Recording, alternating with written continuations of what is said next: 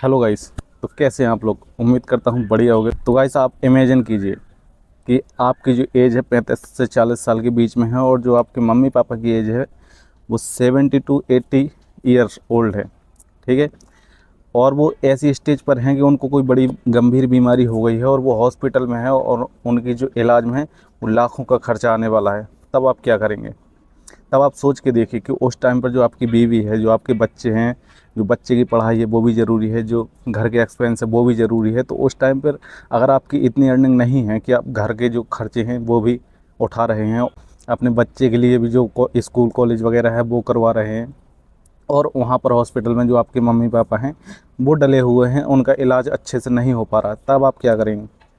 तब आप सोचिए आपके ऊपर मेंटली प्रेशर कितना ज़्यादा होगा। आपको चारों तरफ से पैसे की ज़रूरत है लेकिन आपके पास पैसा नहीं है, तब आप क्या करेंगे? तब आप मेरी बात मान लीजिए, आप बहुत फ़ायदे में रहेंगे। तो मैं आज आपको एक ऐसी चीज़ बताने वाला हूँ। मैं आपको अगर कहूँ कि आप सिर्फ मुझे महीने के 500 रुपये देते जाइए और आप साल में मुझे 6,000 रुपये दे दीजिए, इसके बदले में मैं 6,000 रुपये में एक इंसान के लिए एक साल में जितनी भी बीमारी होगी उनका इलाज मैं पूरा फ्री में कराऊँगा, तब कैसा रहेगा? सिर्फ 6,000 रुपये में आपका पूरा एम्बुलेंस का खर्चा, वहाँ पर पूरा मेडिसिन का खर्चा, एडमिट होने का खर्चा, वहाँ पर जो भी सर्जरी है उनका खर्चा, जो भी एक्सपेंस है हॉस्पिटल से रिलेटेड, वो आपको मैं सब दूंगा। तब आप तब आप सोचिए तब कैसा रहेगा। जी हाँ, तो मैं बात करने वाला हूँ हेल्थ इंश्योरेंस की।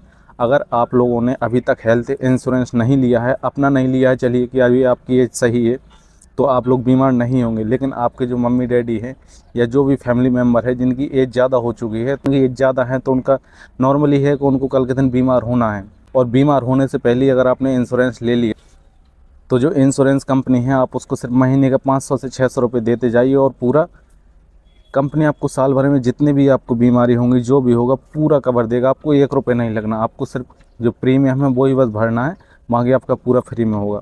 तो अभी मैं आपको पूरा जो इसके फ़ायदे हैं हेल्थ इंश्योरेंस के वो पूरे बताऊंगा, और हेल्थ इंश्योरेंस कैसे लेते हैं और इसमें क्या करते हैं, कैसे क्लेम करते हैं, मैं आपको पूरी डिटेल दूंगा। तो बने रहना वीडियो के लास्ट तक। तो हेलो दोस्तों, नमस्कार दोस्तों, मेरा नाम है प्रदीप राजपूत और आज मैं आप लोगों को बताऊंगा कि हेल्थ इंश्योरेंस कैसे ले और ये लेना क्यों ज़रूरी है। अगर आपने नहीं लिया तो इसके क्या क्या नुकसान हो सकते हैं, और अगर आपने इसके ले लिया तो इसके क्या क्या फ़ायदे हो सकते हैं। तो चलिए अभी वीडियो शुरू करते हैं। तो देखिए दोस्तों, जैसे कि आपको पता है कि आज के टाइम में दो ही चीज़ बहुत ज़्यादा इंपॉर्टेंट है। पहला जो है शिक्षा और दूसरी जो है मेडिकल। अगर आपके पास दो चीज़ें हैं तो आपको और किसी चीज़ की ज़रूरत नहीं है। अगर आपके पास शिक्षा और मेडिकल है तो किसी चीज़ की आपको ज़रूरत नहीं है। यही बहुत चीज़ है कि आपको आराम से आप अपनी अच्छी लाइफ काट सकते हैं। तो देखिए मैं आपको बता दूं, आजकल इलाज जो है इतना महंगा हो चुका है कि अगर छोटी सी कोई भी बीमारी है तो आप छोटी सी भी अगर कोई भी सर्जरी है तो आपका 50,000 से 1 लाख रुपए तक लग जाएगा। और सोचिए एक मिडिल क्लास के लिए 1 लाख रुपए कितना होता है। मिडिल क्लास 1 लाख रुपए एक साल में कमा पाता है। अगर उसको साल में एक बार ही बीमारी कोई आ गई या कोई सर्जरी हो गई तो उसकी जो एक साल की कमाई है वो चली जाएगी। लेकिन अगर आपने यही हेल्थ इंश्योरेंस लिया होता तो आपको कुछ नहीं लगता, आपको जीरो लगता। आपका जो रोड है, एम्बुलेंस का खर्चा है, वो भी जो है कंपनी पे करती। अब मैं आपको बताऊंगा जो इंश्योरेंस के हैं फ़ायदे, वो इंश्योरेंस के फ़ायदे क्या क्या हैं। तो देखिए इंश्योरेंस के फ़ायदे क्या हैं। अगर आपने इंश्योरेंस लिया है तो आपका जो रोड का खर्चा है, एम्बुलेंस है, वो हो जाएगा।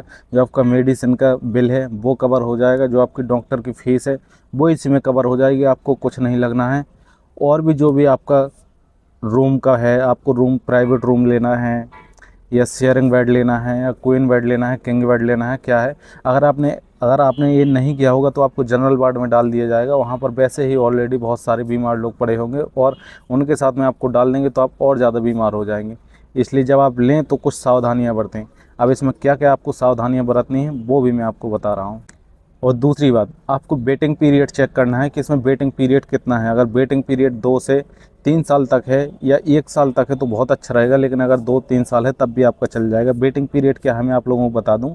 वेटिंग पीरियड में क्या है, जैसे कोई बड़ी बीमारी होती है या आपकी कोई पुरानी बीमारी होती है, जैसे आपको मान लीजिए शुगर है आपको 4 साल पहले से, ठीक है, और आपने अभी इंश्योरेंस ले लिया है, और अगर आप सोचें कि मेरा 4 साल पहले का शुगर है, मैं अभी जाके उसका इलाज करा लूँ तो क्या हो जाएगा, तो नहीं। इसमें आपको वेटिंग पीरियड चेक करना है। अगर इसमें 1 साल तक का है तो इसका मतलब ये है कि जो आपका पुरानी बीमारी है, 2-3 साल पहले की बीमारी है, वो इसमें 1 साल बाद कवर होंगी।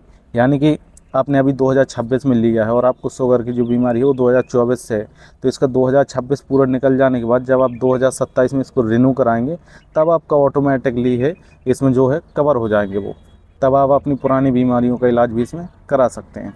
और सबसे पहले इसमें ये देखना है कि जो जिस भी कंपनी का आप ले रहे हैं इंश्योरेंस, जिस भी कंपनी का हेल्थ इंश्योरेंस ले रहे हैं, तो उसमें ये देखना है कि जो हॉस्पिटल का नेटवर्क है वो इनका कितना बड़ा है। यानी कि मान लीजिए जैसे आप किसी शहर में हैं और उस कंपनी का आपने इंश्योरेंस ले लिया और उस शहर में उस कंपनी का जो हॉस्पिटल की चेन है या जो नेटवर्क है वो है ही नहीं, तब आप क्या वहाँ से 50 किलोमीटर 100 किलोमीटर दूर ले जाएंगे? तब तक पेशेंट का क्या है, नॉर्मल कंडीशन में हुआ, पेशेंट मर गया। तो इसलिए आपको सबसे पहले ये देखना है कि जो नेटवर्क का जो हॉस्पिटल का नेटवर्क है वो सही है नहीं है, आपके शहर के आसपास गांव के आसपास है या नहीं है, सबसे पहले ये चेक कर लेना है आपको। और जो आपका आखिरी पॉइंट है वो आपको ये देखना है कि जो क्लेम सेटलमेंट है, हॉस्पिटल का जो क्लेम सेटलमेंट है उसका जो रेटिंग है, उसका जो रेशियो है वो कितना है। एग्जांपल में जैसे कोई कंपनी है वो क्लेम सेटलमेंट कितने दिन में देती है सही से या नहीं देती है, और देती है तो कितने परसेंट देती है। ये बोला है 100% देना, लेकिन अगर आपको दिया ही 50% तो जो है आधा पैसा आपका लग जाएगा। तो जिस भी कंपनी से आप ले रहे हैं, इसको बाई कर रहे हैं, तो उसमें आप लोगों को देख लेना है, इसमें साफ साफ दिखाई दे जाएगा कि जो क्लेम सेटलमेंट है वो कितने % है और उसका जो रेशियो है वो क्या है, उसकी रेटिंग भी चेक कर लेनी है आपको।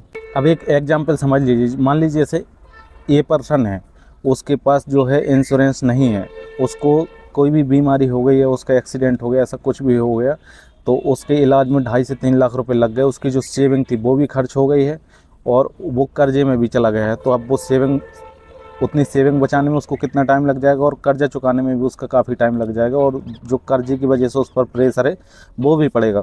अब वहीं समझिए कोई बी पर्सन है, बी पर्सन ने इंश्योरेंस लिया है और उसका कुछ नहीं लगा, उसका कोई भी बीमारी हुई या कुछ भी हुआ तो उसका पर्सनल खर्चा है वो बस उसको लगाया 1000-2000 रुपये, बाकी उसका जो इलाज है पूरा फ्री में हो गया है।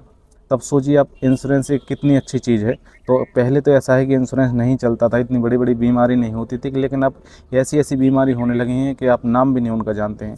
तो अगर महीने के आप 500-600 रुपये गुटखा बीड़ी खा करके थूक देते हैं, तो अगर उतना आप उसमें खर्च कर सकते हैं तो अपनी लाइफ के लिए आप 500 हज़ार रुपये 500-600 रुपये महीने के कर सकते हैं। तो मेरी कहने से आप एक बार इसको ले लीजिए, 1 साल के लिए ट्राई कर लीजिए। अगर आपकी एज ज़्यादा है तब आपको लेना बहुत ज़्यादा ज़रूरी है, और आपकी जितनी ही एज कम होगी इसका अमाउंट जो है उतना ही कम होगा। अब जैसे मान लीजिए कोई 20 साल का लड़का है तो वो इतने जल्दी बीमार होगा नहीं, तो उसका महीने का 300 से 400 रुपये तक होगा। अब वहीं किसी की 50 साल है तो वो बीमार होने लगेगा धीरे धीरे, तो उसका बढ़ जाएगा, वहीं 500 से 600 हो जाएगा। लेकिन अगर 70-80 तक है तो इसका हो सकता है कि 70 तक हो, 70 के बाद तक इसका रहे ही ना, तो 70 तक हो सकता है 700 से 800 रुपये रहेगा, और 70 के बाद हो सकता है कंपनी इसका अप्रूवल ही ना दे।